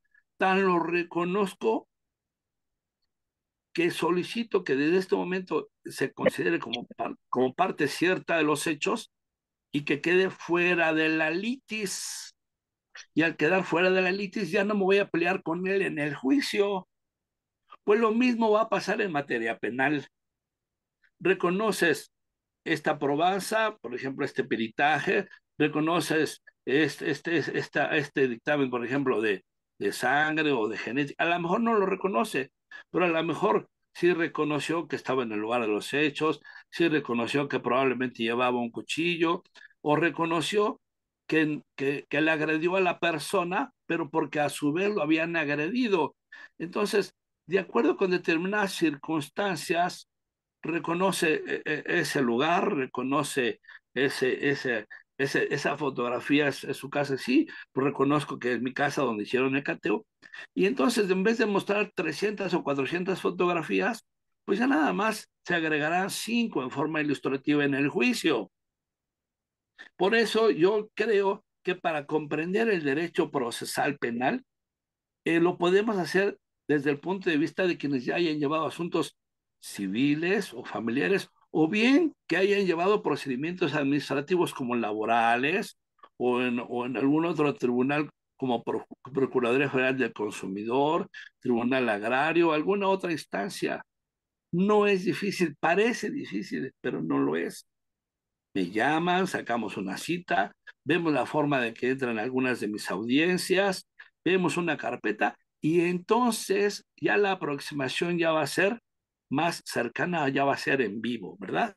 Ya no en los libros, ya no con ponencias magistrales y ya tampoco por videos de YouTube, que es como si también fuera algo frío, ¿verdad? Sin embargo, continuamos. En la audiencia intermedia se prepara el juicio y con esto termino mi exposición del día de hoy. Se prepara el juicio y el juicio ¿en qué consiste? En que va a cambiar, ya no va a ser el tribunal, el juez de control quien va a conocer esto. Ahora va a ser un tribunal de enjuiciamiento, un nuevo juez que puede ser colegiado o unitario.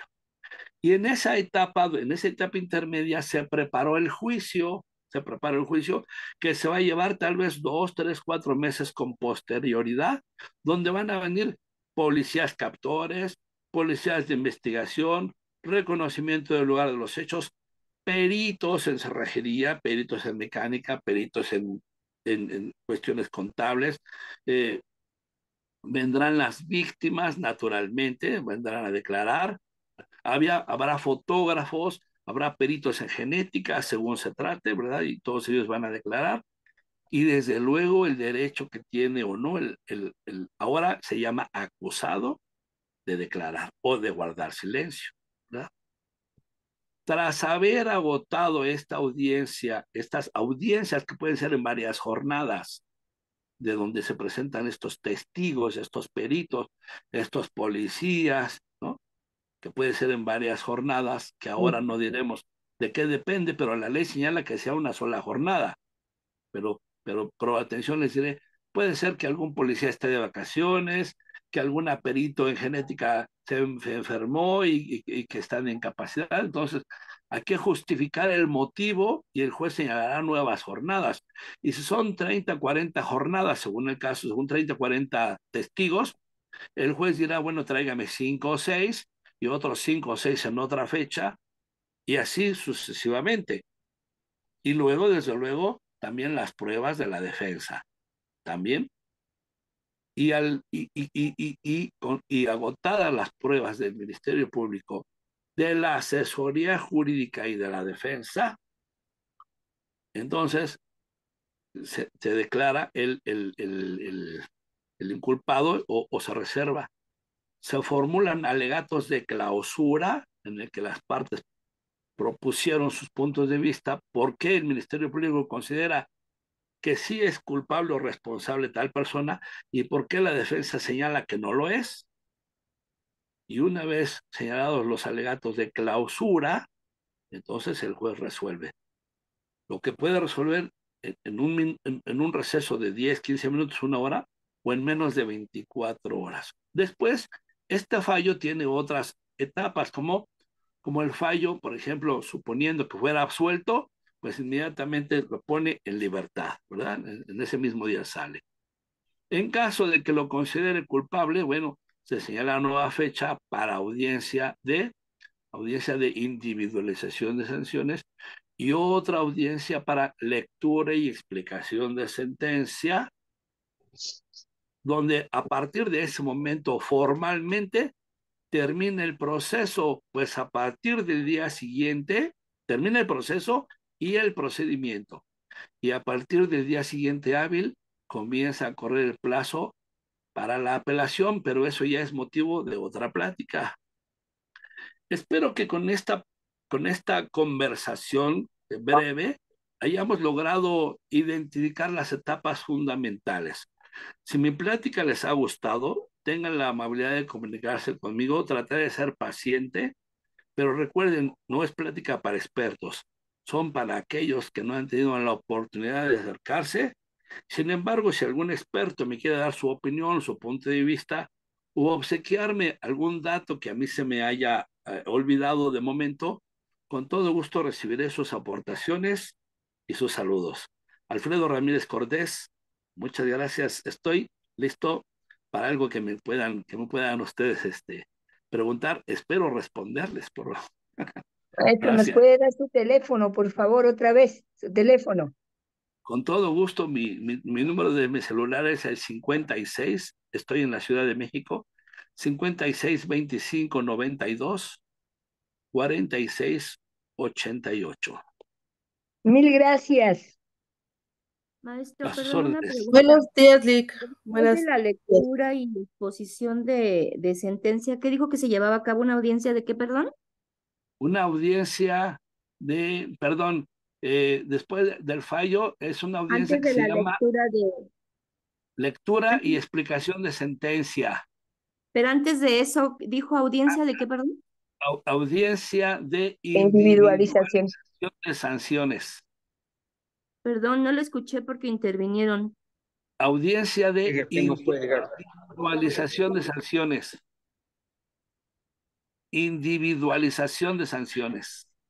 ¿Y eso lo puede explicar? Sí, se lo diré en forma breve, por supuesto, claro que sí, muchas gracias. Nos remontamos un poquito a la audiencia de fallo, donde ya las partes inclusive formularon sus alegatos de clausura. Y el juez emite un fallo, ya sea absolutorio, que si es absolutorio, inmediata libertad. En ese momento el juez dice, en ese momento dentro de las 24 horas, este tribunal encontró los elementos suficientes y pertinentes con las probanzas para acreditar que Roberto es culpable del delito de, y ahí se acaba esa audiencia, ahí se acaba el fallo, técnicamente el fallo. En ese momento el juez, bueno, con otras palabras, por supuesto, ¿no? En ese momento el juez señala nueva fecha para audiencia de individualización de sanciones y reparación de daños, que es lo que le voy a explicar ahorita. En esa nueva audiencia, eh, puede ser que alguien haya fallecido, me refiero una de las víctimas. Entonces, dentro de la reparación de sanciones, a las víctimas indirectas, que son sus familiares, sus deudos, pues hay que generarles una indemnización de acuerdo con la Ley Federal del Trabajo, más los gastos funerarios. O puede ser que no hubo un fallecimiento, que puede ser que nada más hubo aspectos psicológicos como el daño de violencia familiar. Tantas sesiones, a razón de 1,200 cada sesión, son 72,000 pesos. Entonces, se tiene que cuantificar las lesiones, las terapias que necesita esa persona, más los gastos médicos por alguna herida que tenga por ahí, más los pasajes, más comida, alimentación y quizá algunas deudas que generó por haber estado impedido para trabajar o que faltó a su trabajo. Perdón. Entonces, en esa etapa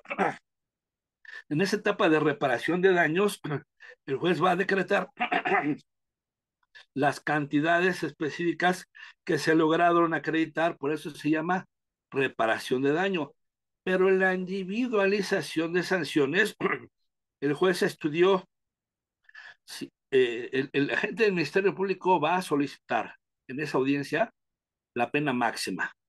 De acuerdo con las circunstancias que haya sucedido, siempre la labor que es del Ministerio Público es solicitar la pena máxima. Pues está bien, pues qué bueno, de eso se trata, que necesitamos fiscales duros, fiscales que no sean tibios, y siempre van a pedir la pena máxima. Y tú como defensa, bueno, si vas como defensa, puedes pedir la pena mínima para que se cubran los requisitos señalados en el artículo 18 constitucional. Esto es la readaptación social. Por ejemplo, mire su señoría, si tomamos en cuenta que es grande por la edad que tiene mi representado, si se le impone la pena máxima, no va a poder cumplir con los fines señalados en el artículo 18 constitucional, que es la reparación social. O sea, una verdadera reintegración a la sociedad, una oportunidad de trabajo, desarrollo del deporte, desarrollo hacia su persona y su reintegración a la comunidad. Entonces, es lo que tú vas a alegar como defensa. Y el juez va a estudiar si es primo delincuente, si ya tenía antecedentes, si hubo violencia, si acudió a todas las audiencias, en fin. Y el juez dirá si da la pena mínima o da la pena máxima o establece algún agravante. Y entonces dice, tomando la pena mínima, pero tomando en consideración que era abuelito de la víctima, la nieta que se la sentó en las piernas y le introdujo el dedo, persona de cuidado y cosas así, vienen agravantes. Entonces, aunque el juez tome las mínimas, debe de establecer qué consideró para establecer una pena concreta de 8 años, 3 meses, 20 días, por ejemplo. Y aquí ya no te está diciendo el juez si es culpable, pero también te está diciendo que como no hubo cuchillo, no hubo arma, algo así, entonces no hubo algo más importante, bueno, el juez puede considerar que sí pudiera estar más cercano a la mitad o más cercano a la pena máxima. Pero eso es lo que el juez analiza en la audiencia de individualización de sanciones. Y ya para la última audiencia, donde acaba técnicamente el proceso, el juez se dirige a los acusados y en un lenguaje claro, en un lenguaje sencillo, le hace saber por qué se le impuso esa pena, ya sin tanto tecnicismo legal, y sobre todo le hace ver su derecho de la apelación que corre a partir del día siguiente, pues ese día con la lectura y explicación de sentencia termina formalmente el procedimiento y el proceso. ¿Alguna otra pregunta por ahí que quieran formular, compañeros? Espero poder responderlas. ¿Quiere el Disculpe, teléfono? buenos días, buenas tardes, maestro. Una pregunta nada, buenos días. ¿Esa individualización se podría hacer también después de ya terminado el proceso, por ejemplo, en la apelación o el amparo? Sí, es posible, claro que sí, porque a criterio del juez o a criterio de que el Ministerio Público necesite acreditar nuevos daños, por ejemplo, o nuevas afectaciones a las víctimas, estas individualizaciones, esta reparación de daños pueden quedar para la etapa de ejecución de penas, siempre y cuando se acrediten estas nuevas circunstancias, ¿verdad?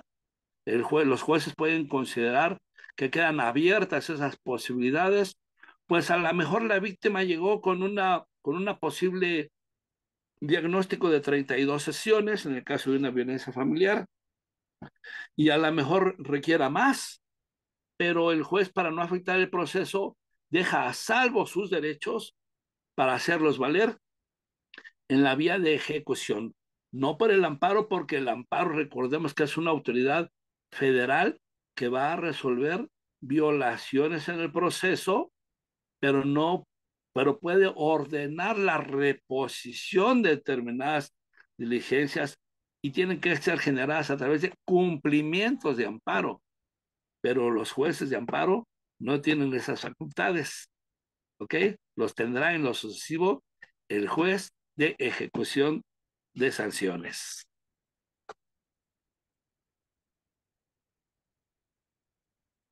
¿Alguna otra pregunta, compañeros? Buenos días, licenciado. Disculpe la molestia, Graciela Galindo, Ciudad de México, estudiante de Derecho. De hecho, ahorita estaba yo poniendo en el chat, la verdad le tomamos su humilde, su humilde apoyo que nos está dando, le agradecemos mucho de corazón. Lógico, con el permiso del licenciado Luna, del doctor Luna, que usted nos comenta que nos haría favor de llevarnos a audiencia, de ver expedientes.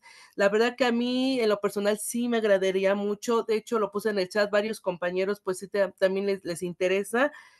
Repito nuevamente, con el permiso del doctor Luna, hacer un grupo de WhatsApp para poder estar en contacto, y si usted con su amabilidad nos podría compartir pues información, pues nosotros estaríamos pues más que agradecidos con usted. No sé, esa es mi petición, no sé si lo podríamos hacer, lógico, con su permiso y del licenciado Luna, lo repito. Yo me siento, por supuesto, con mucho gusto. Déjenme coordinarme con el doctor Gabriel Luna, que es una persona a quien aprecio y a quien respeto mucho por su magnífica labor que hace como abogado y desde luego como pedagogo, porque tener tantos grupos y dedicarse a la enseñanza es una labor de veras muy bonita. Inclusive denme la oportunidad de hablar con él, que seguramente tal vez nos está escuchando. Inclusive podemos generar algunos talleres tipos presenciales, simulacros en alguna de sus espacios pedagógicos, en sus instalaciones, y podríamos preparar en el que ustedes mismos como alumnos participen como actores de partes o de esta trilogía procesal, asumiendo actitudes y jugando con los caracteres que yo les puedo enseñar a asumir. Ahora sí que con rol de actores, literalmente con rol de actores, que juguemos con los papeles, porque es otra forma de aprender, ¿verdad? Hacer esta forma. Pero también, por supuesto, podemos ir viendo la forma de aproximarlos ya a la verdadera forma de aprender, que es estando en una sala de audiencias. También se aprende estando en una agencia del Ministerio Público, porque llega la gente con emociones, con problemas, con sed de venganza, con desesperación que el hijo no aparece. También se aprende, en una agencia del Ministerio Público, por supuesto. Y también se aprende colaborando en una unidad de gestión judicial, porque es mucho el trabajo en el que organizan las actividades de los jueces. Hay varias formas de aprender, pero seguramente de esto seguiremos platicando en otras ocasiones, si es que les gustó mi plática y el doctor Gabriel Luna me abre otros espacios para continuar con ustedes. Gracias. Maestro, cuando usted te ordene, el grupo es suyo. Yo le he dicho que el grupo de estudios para forma presencial, cuando usted lo ordene, yo propondría, por ejemplo, un sábado en la tarde, domingo en la tarde, bueno, donde pero no que haya quórum, pero el grupo está ahí abierto. Y Muchas virtual gracias, también, doctor. las veces que usted indique. Tenemos Ahora, que habría cortar que... la plática porque está Mande. pendiente, viene una conferencia del doctor amigo suyo, Bolívar Realpe, del control difuso de constitucionalidad y control difuso de convencionalidad. La verdad es que yo veo que todo el mundo encantado, todo el mundo veo que mandan el teléfono, ya dio usted el suyo y si no, yo se los doy con todo gusto, si usted me lo permite. No, yo encantado con su didáctica, con su forma de dar la clase. Yo, claro que con todo gusto voy a aceptar esa propuesta que usted dijo, comprometido los dos, para que programemos más clases con usted. Muchísimas gracias, mi querido doctor, amigo. Muchas gracias. Ha sido un gusto estar con ustedes y vamos a escuchar al doctor Bolívar con sus comentarios muy importantes. Cómo no, muchas gracias. ¿Puede repetir su número de teléfono? Maestro, ¿tiene algún libro? ¿Lucero? ¿Puede Estoy repetir su trabajando. número telefónico? Sí, les repetiré mi número, es el 56 25 92 46 88. Alfredo Ramírez Cortés, en la Ciudad de México. Y mis materiales pedagógicos todavía los tengo en proceso de elaboración. Nuestras vidas en riesgo. Gracias. Su número, por favor. Así es como 56 25 92 46 88. Tomamos una decisión. El banco ya no quiere. Muchísimas gracias. Hasta pronto. Muchas gracias, doctor Gabriel, por el espacio. Muchas gracias. Y vamos Gracias, a escuchar maestro. la evaluación. Gracias, muchísimas gracias. Gracias, doctor. Doctor, ojalá nos dé algo también para los de Guadalajara. Gracias. Gracias, doctor. Excelente ponencia. Gracias. Doctor, muchas gracias. Aprendí mejor que en la escuela. Gracias. Muchas gracias, maestro. Lindo día para todos. Gracias. Buenos